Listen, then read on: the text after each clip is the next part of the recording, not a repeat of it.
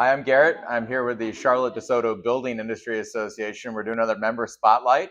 And today we're here with Jacki at the local lighting shop. Hello, everybody. Jacki gave me a list of questions to ask, but I'm disobedient by nature, so I'm going to ask something that's not on the list to begin with. And when I first walked in, you said you were a lighting nerd and you'd been one since you were 18. What is a lighting nerd? Explain that. I would have to say a lighting nerd. I don't know, maybe a little weirdly obsessed with lighting and what lighting does and how it benefits people and the impact it has on our overall life, and how I can take a science and make it into something that's creative and beautiful. Right, and the showroom really displays that. I mean, there's so many cool design elements in here, and the lighting is really interesting. And I imagine that's kind of the way you set up spaces when you're putting these together. Yeah, our shops are definitely like boutique driven, Yeah. very curated, and everyone's home should feel that way because every person is different, and the way we live in our spaces and how that kind of comes together. Every home is an individual. It's like an individual piece in itself. So what makes the local lighting shop different from buying online or through a big box retailer? So I would say the biggest is customer service. We all experience the big corporations of today, and you can never talk to a human. You really can never get a positive result, and you just kind of go in a circle.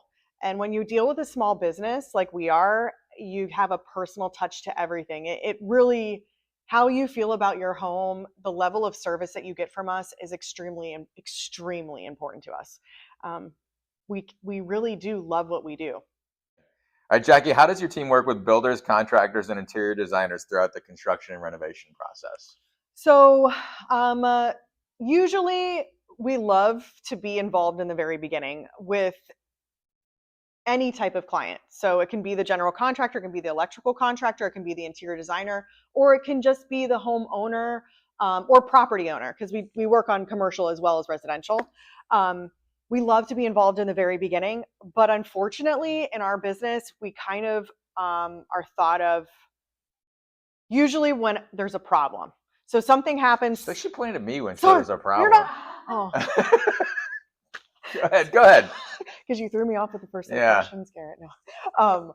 But usually when there's a problem, then we get brought in, or someone is looking to finish picking out their paint samples, or they've found a beautiful piece of furniture, and all of a sudden they're like, oh my gosh, we got to pick the lighting for our house. So we usually are brought in when they really need us, Yeah. which we will always perform. But we would really love to be there in the very beginning on a So project. instead of being an afterthought, being something that's actually part of the overall design aesthetic from the beginning. Absolutely, 100%. What are some of the biggest lighting trends you're seeing in the Southwest Florida homes currently? I would say the biggest ones is it's natural material, which we're all seeing. It's been in the kind of the marketplace for a couple of years now, but it's just going to continue to grow. Also, we've gone away from the gray colors of the recession of 2008, thank goodness, and we're now moving into this warm, earthy, even grays, but the grays are warm. It's not cold anymore and stagnant. Even in very contemporary, even modern design, there's still this earth element. Okay. Where, I don't know, I think it with COVID, people started working outside and gardening, and we were in our homes a lot, and we kind of want that grounded, warm feeling in the spaces we live in. So you have to dumb me this down for me, because my background's engineering and like numbers and math and stuff. And we start talking about like natural materials, and I'm like, so not polymer. So maybe you give us some examples of what you mean. There actually could be a polymer if you're working in an outside environment and we want something to last. Actually, this is a great example. Okay. So this is actually a rope, but it has a plastic coating over top of it. So this goes outside in your patio. It'll last. You can rain on it. It's completely wet location approved. The chairs that we're sitting in today are a great example of different types of natural materials. One being rattan. This is a rope, a natural rope once again, but it's a different weaving. Even the fabrics that we sit on, these are performance fabrics, but they also come in beautiful interior linens, and linen has like a great texture to it. And then when you get into exterior products that kind of, I would say, we'll use this again. So this can go interior, exterior as well. So it does have, when you're talking about a polymer, it has plastic coating. Yeah, no, I got you. It stands up to weather and time. But So I mean, and so the earthy tones of these more natural materials you integrate with the light and to create the space. Is that Yes, yes. You can introduce a really great texture, which is what natural materials do. sure? So they take a flat wall that like sits behind us, like this flat painted wall. But if I have this beautiful fixture that has texture above it, it just softens this. So this white wall that's flat just feels a little bit more comfortable around me because I've added these beautiful finishes and textures that are nice and warm into my environment. All right. So what advice would you have for homeowners when choosing lighting for a new build or remodel to avoid those costly mistakes?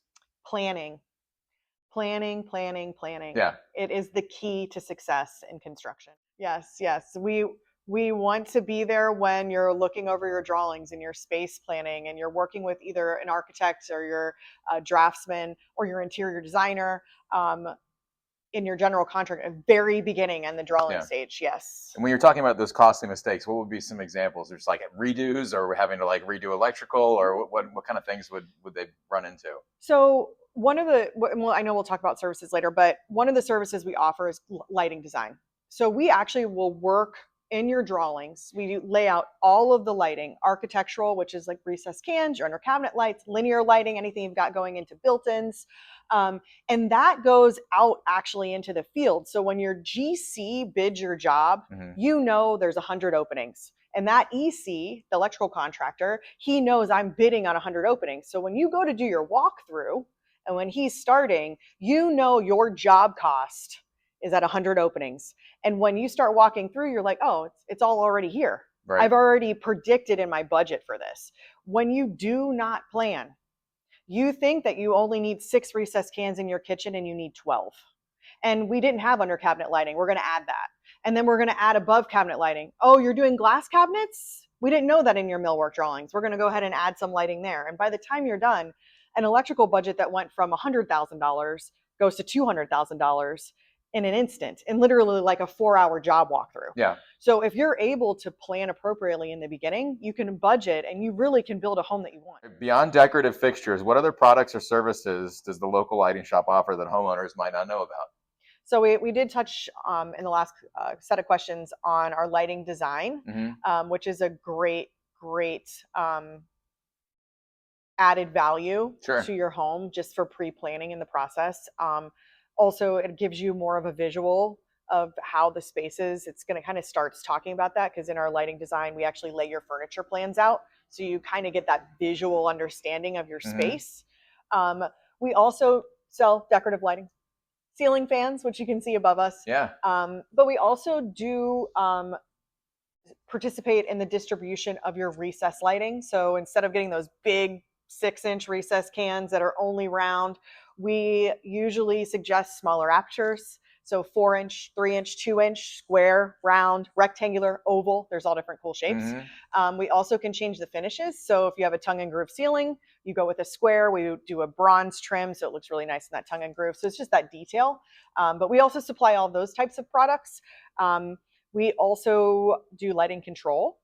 So if you want to get a little fancy on the tech side, we can help you out with that.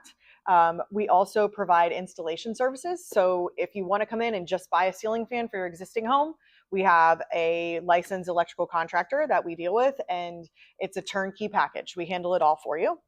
We also sell accessories, furniture. Yep.